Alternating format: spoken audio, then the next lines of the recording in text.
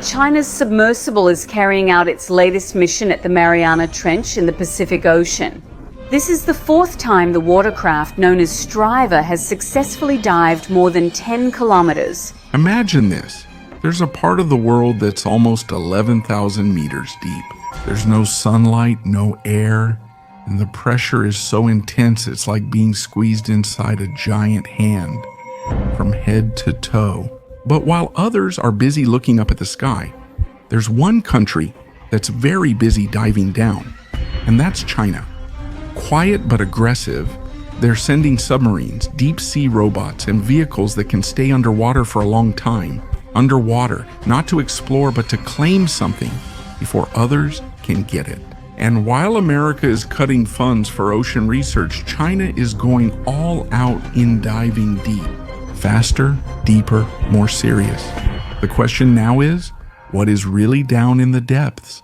And why does it seem like there's a battle happening under the sea? This is close to the Philippines on the western side of the Pacific Ocean, one of the deepest places in the whole world. The Mariana Trench, an extremely deep fissure under the ocean. It's so deep that it could swallow the entire Mount Everest, and it still wouldn't reach the surface. But to reach the very bottom, you first have to go through different layers of the sea. It's like an elevator going down into an unknown world. First level, the brightest, warmest, and most lively part of the ocean. This is where you can find the coral reefs, fish that move from group to group, turtles swimming in different directions. This is also the part of the sea where we swim, surf, or go on beach trips. But the beauty of this part only reaches up to 200 meters. Beyond that, it's a different story. Below 200 meters, the light gradually disappears. It gets dimmer and dimmer until you can hardly see anything. The pressure is 10 times the normal. If you are just an ordinary creature from the surface, you won't last here. But there are animals that really live here. They're like creatures from a dream. There's the sea angel. It's like a jellyfish with wing-like movements. There's the oarfish, a silver monster that can grow longer than a bus. It's like a snake that swims. In this zone, animals change just to survive. Color fades, eyes enlarge, bodies soften, all to endure darkness and pressure. If you dive down to a depth of 1,000 meters, no light can reach here anymore. Complete darkness. The only light here comes from the animals themselves. Bioluminescence. It's like nature's version of glow in the dark. Here, every creature seems like an alien. There's a fish with its own spotlight. There's a squid that looks like a ghost with tentacles like threads. And then there's the Magna Pinna squid. Its tentacles are long, measuring 6 meters. It moves like a puppet in the darkness. It's literally nightmare fuel. And of course, the internet's favorite meme, the blobfish. But what most people don't know is that in its natural habitat, it actually looks normal. It's adapted to extreme pressure, but its body melts at the surface. That's why it looks like a mossy blob. It's a reminder that some things are meant to stay in the depths. Sometimes when we force them to surface, they don't survive. As you continue to sink to a depth of 4,000 meters, you'll reach the part of the ocean they call the abyss. It's cold, quiet, and seems lifeless. But don't be fooled by the appearance of the mud at the bottom. You might think it's just ordinary soil with no significance, but in reality, this is the archive of the entire ocean. Have you ever wondered where all the sea creatures go when they die? Fish, sharks, even the tiniest plankton. In the end, they all fall down to the bottom. They come in many shapes and forms. Some are waste, some are eaten and excreted by animals, and some remain whole. Millions of years have passed, but their remains keep falling to the bottom of the sea. And as it sinks, the ocean floor is slowly covered with mud. But it's not ordinary mud. It's called marine snow, like a gentle, slow rain in the dark. But it's not water, it's the remains of what was once alive. Layer by layer, thick, carbon-rich mud is formed. In other parts of the seabed, it can reach more than a kilometer thick. Picture that. a blanket woven from the sea's history. And as it covers the past, it also traps carbon. That's why the deep is one of the world's most powerful carbon sinks. But even with that much marine snow, there's still very little life here. Most of the creatures here survive on leftovers, on the trickle of blessings from above. But sometimes there's a strange event that suddenly changes everything. Something huge falls down, a whale.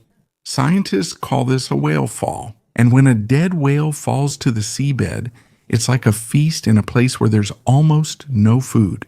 Within just a few hours, there are already creatures moving in. Sharks, hagfish, worms, bacteria. It's as if an alarm told them there's food here. And around the carcass, a new ecosystem forms. You can see those tiny hair-like things sticking to the bone. Those are maggots, small but persistent. A single whale carcass can sustain a community under the sea for several years. It's a massive energy boost in a world that almost has no source of life. Even with this opportunity, surviving here isn't easy. It's so cold, nearly freezing. The pressure is nearly 400 times higher than at the water's surface. It's like having 7 elephants stepping on the tip of your finger at the same time. And that weight comes from all directions. But the dive doesn't end there. Once you go past 6,000 meters, you're entering a place that even the most advanced submarines in the world rarely reach. Here, you're now in what's called the Hadal zone. It comes from the name Hades, the god of the underworld in Greek mythology. This is now the territory of the trenches, the deepest cracks in the ocean. And from here, going down, there are only a few parts of the world that are even deeper. The pressure here is extreme, more than 600 times the normal. And to survive here, you need a perfectly designed submarine. The kind where you can't make even the slightest mistake. Only a few in the world have reached this point. And at almost 11,000 meters deep, deeper than the height of Mount Everest, you will reach the very bottom of the Mariana Trench. And the pressure your body feels is like 90 elephants stepping on every inch of your body all at the same time. There's no safe part. Everything is being crushed. But here's the surprising part. Even in these harsh conditions, there is still life. There are creatures you wouldn't think could possibly exist. There are xenophores, giant single-celled organisms that feed on particles on the ocean floor. They quietly move around like little sponges floating in the darkness. There are shrimp, pale, small but active, crawling on top of the mud that has almost no nutrients left. There is little life here, but each one of them is perfectly adapted to a world that humans can barely understand. But wait, if there really is life down below, what other secrets could be hidden in these trenches? We already know that there are creatures that can survive even under the most extreme pressure. But the truth is, there's still so much we haven't seen, haven't reached, and haven't understood. So let's stay for a moment at the very bottom of the Mariana Trench. This part of the ocean floor stretches over 2,500 kilometers. That's about the distance from New York to Denver. But the depth isn't the same in every part. On the western side, there's a point that's even deeper than usual. It's a pit within the trench itself. If the Mariana Trench is the deepest part of the ocean, then what's the deepest part of the Mariana Trench? The answer is Challenger Deep. This is the most extreme depth ever recorded in the world. Nothing in the ocean is deeper than this. It was first reached in 1960 by Jacques Piccard, a Swiss engineer, and Don Walsh, a United States Navy officer. They rode in a steel sphere attached to a giant float. The first dive only lasted 20 minutes. After that, no one followed for over 50 years. Until the year 2012, when a filmmaker named James Cameron went down alone using his own submersible. He was able to get video samples and returned safely. After a few years, Victor Vescovo followed.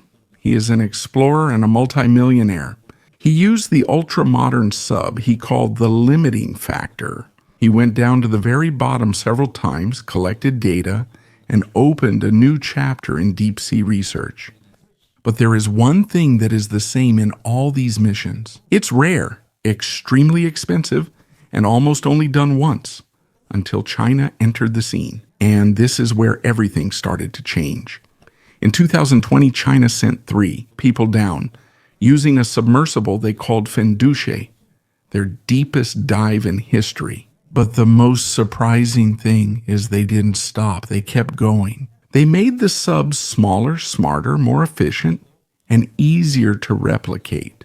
By 2024, this was no longer a simple expedition. A small robot, almost the size of a shoebox, was released by them into one of the most dangerous places in the world. No pilot, no cables, just its own power. It crawled on the seafloor and came back intact. It was just one robot, but it proved that what was once impossible is now possible. And if one can do it, what more if you send down a fleet of small robots? This isn't just about science anymore. This is now about access, dominance, and claiming. Fenduche is just the beginning. Now China is making a new generation of robots for the deep sea. Small, autonomous, and each with its own purpose. Some float, some crawl, and some move as if they're alive. But their real strength is that they work as a group. Faster, cheaper, and able to reach farther. The question now is, what are they really looking for? Under the sea, it's not just animals or pressure. There are hidden treasures too. These are called cold seeps, places where methane and hydrogen sulfide come out from beneath the seabed. It doesn't look special at first glance, but that gas feeds an entire community of creatures. There are clams, worms, and other animals that live without sunlight. They use chemical energy, not photosynthesis. Why is this important to China? Because cold seeps are like a natural laboratory, a test site for extreme survival. Here you can see how organisms survive without relying on sunlight. Also, it's almost the same environment believed to exist on the moons of Jupiter and Saturn. If you want to reach planets outside our world, you first need to understand places like this. And now, look at this. It looks like ice gathered on the seafloor. But this isn't ordinary ice. This is called methane hydrate, or more commonly known as fire ice. When methane gas gets trapped in ice under extreme cold and pressure, it forms a strange substance that seems almost like science fiction. Fire ice. Yes, fire that comes from ice. At first glance, it looks just like ordinary snow buried in the seabed. But if you light it, it burns. This is now being studied as a possible energy source for the future. But there's a catch. If there's a mistake in extracting fire ice, it could disturb the seabed, cause underwater landslides, or worse, release a huge amount of methane into the ocean and the atmosphere. It's a greenhouse gas even stronger than carbon dioxide. The fact that we've seen this at such depths is a sign of how far deep sea exploration has come. But along with this, there's a new question. What else could be buried underneath? Look at these potato-like rocks scattered on the seafloor. Those are called polymetallic nodules. They may seem like ordinary rocks, but inside is a treasure the whole world is seeking. Cobalt, nickel, copper, and manganese? These are essential components in making batteries, electric vehicles, and renewable energy systems. Extraction works like this. A surface ship lowers a robotic mining machine to crawl along the seafloor. As it collects the nodules, it also scoops up the sediment, bringing everything it gathers, rocks and mud, up to the surface. It is brought back up to the ship through a long tunnel. But as this happens, you notice the problem. Sediment plumes. It's like thick dust under the sea that spreads and engulfs fragile habitats. And when the processing is done, there's a second wave of waste that's returned to the ocean. Even more trouble. If we still don't understand the long-term effects of this kind of mining, the damage it causes might never be undone. Marine biologists have a warning about these ecosystems. In the deep sea, recovery is extremely slow. It may take hundreds of years before it can recover, if it can even recover at all. And what's worse, it could wipe out species we haven't even discovered yet. One thing is clear, the deep sea is no longer just a mystery. It is now the next frontier, full of riches. But it's lacking in regulation. While others are still hesitant, China keeps moving forward. They're not just observing, they're already preparing to mine, to take control for themselves. And to do this, you need a base. This year, China announced its plan, a permanent base to be built at a depth of 2,000 meters. 6 scientists can stay underwater for 30 days. It's like the International Space Station.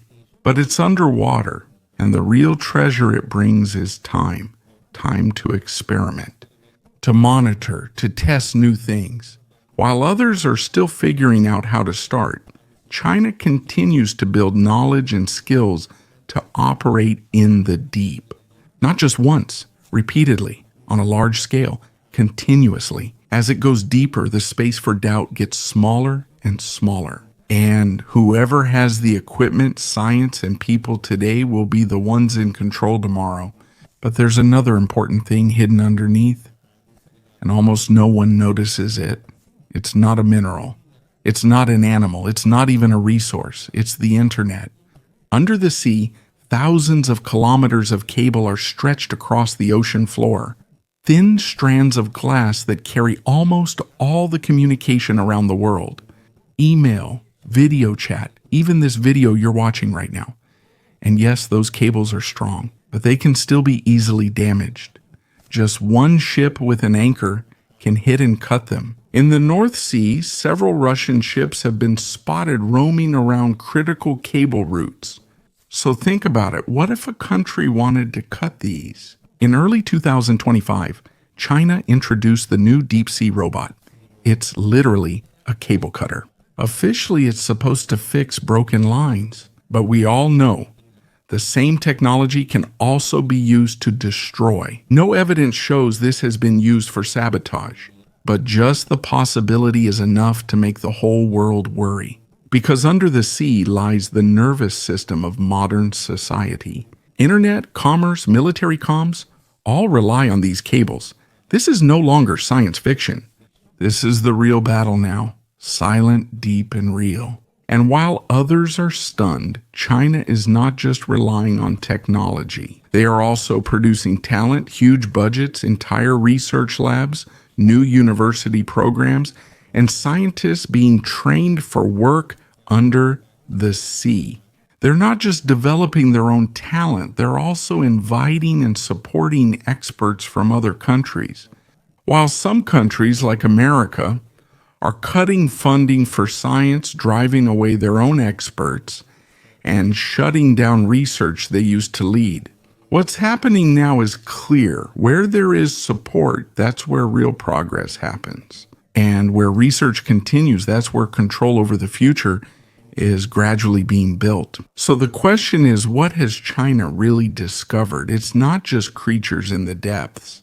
They discovered the way in and the reason to stay. Using small robots and underwater bases, they transformed exploration from something rare to something regular.